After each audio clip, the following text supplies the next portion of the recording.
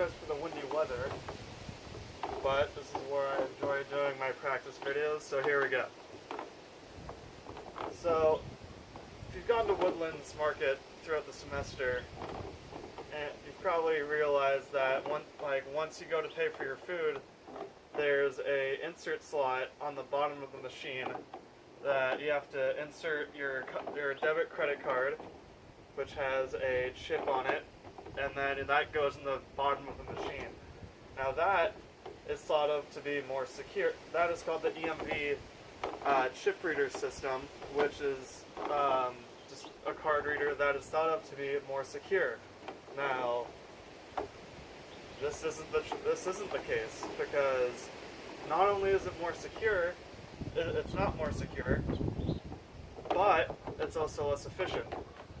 Now, efficiency is great, because nowadays, with all of our little apps on our phone, we can get what we want almost instantaneously. And this chip reader is the exact opposite of instant satisfaction. So, what I'm going to be talking about today is how the EMV chip reader is not as efficient and not as secure as the magnetic swipe that came before the chip reader. So I'm going to be talking about the problems of this chip reader. I'm going to be talking about the effects on customers like myself with the chip reader, and then later on I will be proposing a quicker alternative to this EMV chip reader. So to start off, let me talk about the problems with this chip reader. So for the chip reader, there was a magnetic swipe, and what magnetic swipe, you swiped your card on the side of the machine, it clicked. It was paid for. You went on with your day. But the problem with the magnetic swipe was on the bank's end. When you swiped your card, it came up with a 6-digit code for every transaction. Now that 6-digit code for every transaction was very easy for thieves and for anybody who wanted to commit fraud on a customer's card. They could do so easily. This EMV chip reader is thought of to be more efficient, because after you pay for it on the bank's end, it comes up with the transaction number is different every time. Now this is more secure, but like I said, with technology nowadays, whoever wants to commit fraud on a customer's card, they will find a way to commit fraud on a card.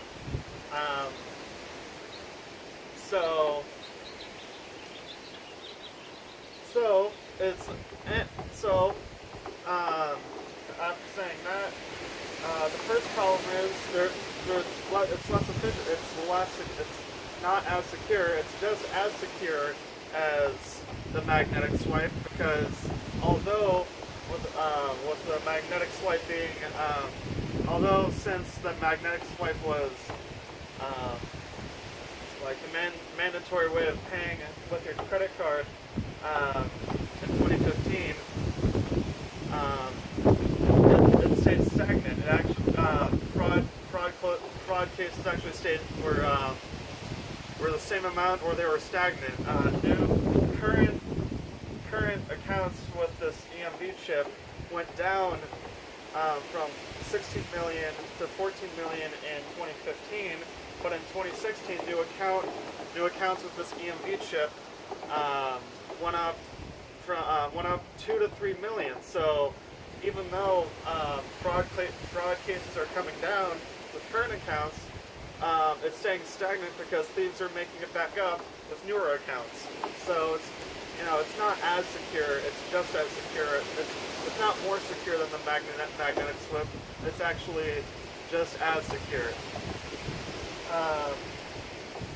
Plus, like I said before, it's not as efficient. It actually takes 7 to 15 seconds longer than the magnetic swipe that we had before the EMV chip.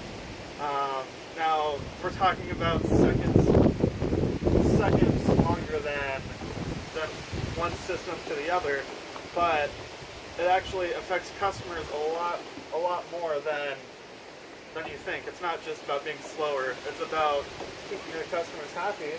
So, I'll talk about that later on.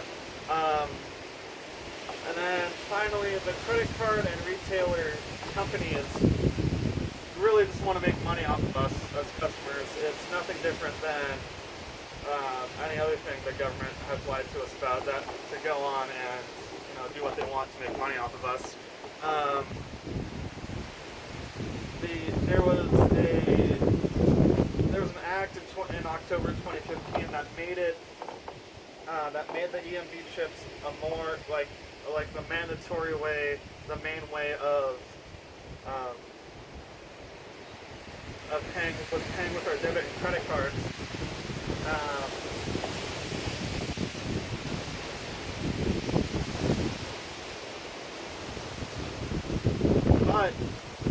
But when that act was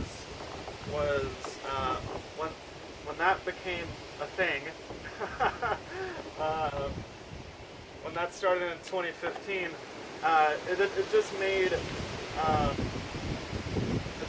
made it so that retailers wouldn't be responsible for any fraudulent charges on a customer's card, and it would remove any responsibility from the bank of fraudulent charges.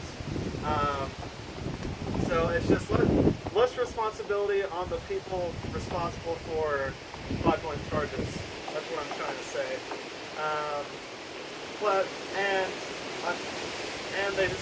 The government doesn't want to pay for another microchip. Banks and the government, like I said, really just want to pay for the fraudulent charge, and have us just keep coming back, have us the aggravated customer keep calling to the bank saying, something's happened on my card. This is fraud or not. They want that to be like a repeated action for us. So moving on to my effects, to the effects of this EMV chip on customers like myself.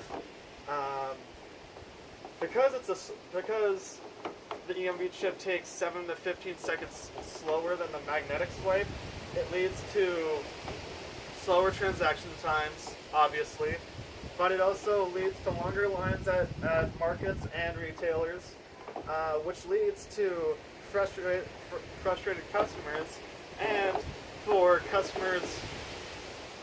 forgetful customers, they leave their card in the system, and then they walk off with their food or whatever they're getting. So it's quicker and easier with either a different method or with the magnetic swipe, because everybody's after you swipe it, you can put your card back and you can forget about it, and by that time you've already done what you need to do and it's paid for. Like I said before, there's just as much fraud on the there's just as much fraud with the EMV chip as much with the magnetic swipe. Excuse me. So it's not even as secure as it's supposed to be, or it's not even as secure as it's thought of. Number 2, and then number 3, like the effect of the government just trying to keep us customers aggravated, or keep us people of America aggravated. That's just another way of the government being corrupt or not as efficient. So moving on to my third point, and this is my my part of the speech where I propose a different and even a more easier solution to the EMV system, the EMV chip system. So this solution is going to be a federal federal law where mobile pay, such as Apple Pay or Google Wallet, becomes a mandatory method of debit credit card payments. Google Wallet and Apple Pay are obviously different, like just quicker, are just apps on your phone that us customers can download all of our cards, our desired cards, onto that app, and then Google is kind of like the middleman between the bank and the customer, in the sense of it takes once the card is installed on your phone, it takes your money from your account, and then it's automatically swiped onto, it's automatically put onto that card that you're using. Now, number one, knowing this, as technology increases, so will the risk of having fraudulent charges, or like having anybody hack into what's important to you. Rule number one is just be careful. Always monitor what you're doing. Always monitor your payments. Make sure that every transaction on your card is one that you made. Just always keep an eye out for that. But number two, when I say there's so getting back to mobile pay and having Google Wallet and Apple Pay be our main source, Google Pay and Google having being Google Wallet will pay for any fraudulent charges within the first 3 months of any fraudulent charges that might be happening, and then there's an interchange fee that the bank is responsible for paying for. So you don't even have to worry about paying a fee for using this app. Now, an interchange fee is a fee for what I said before, where Google takes money from your account and interchanges it onto the card, and then the bank is responsible for paying for that. So, you don't even have to pay anything for using this app. So, this is what I think a quicker way, because number one, we're already using our phones enough in the first place. We can just make it like our main source of payment for debit and credit card purchases. Number two, always be safe using your credit card. And number three, you don't have to. It's Google. Mobile pay is free to use, so you don't have to worry about covering any fees. So as I wrap up the speech, I just want to reiterate that this EMV chip is not as efficient, nor as quick, nor as secure as it's thought of to be. And I believe that this mobile pay alternative is a lot more quick. It's quicker. It's efficient, and it just adds. It just takes less time for us to. It takes less time to pay, so we have more stuff to do with our lives.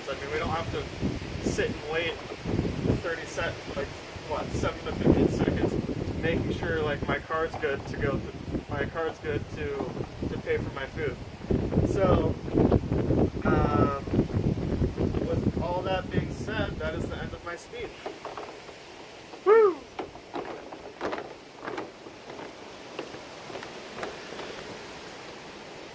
Oh shit.